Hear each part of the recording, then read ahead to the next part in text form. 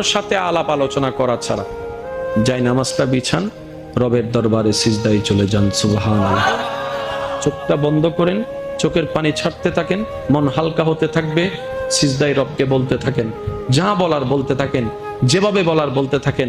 মনে রাখবেন, আপনার সেই মনের বেতার ভাষা হতে পারে আপনার রক্ত বুঝবে না, আপনার ভালোবাসার মানুষ বুঝবে না, আপনার প্রিয় মানুষ বুঝবে না, কিন্তু আপনি যেভাবেই বলেন না কেন, আপনার প্রত্যেকটা শব্দ আপনার রব্বুল আলামিন বুঝবে।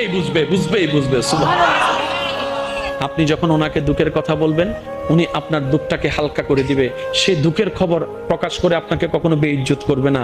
আর আপনি যখন সুখের খবর পেয়ে রবের দরবারে সিজদায় চলে যাবেন, তখন আল্লাহ তাআলা খুশি হয়ে আপনার সুখটাকে আরো বাড়ায় দিবে। লা ইন শাকারতুম লা আযীদান্নাকুম আয়াতের উপর আমল হয়ে যাবে।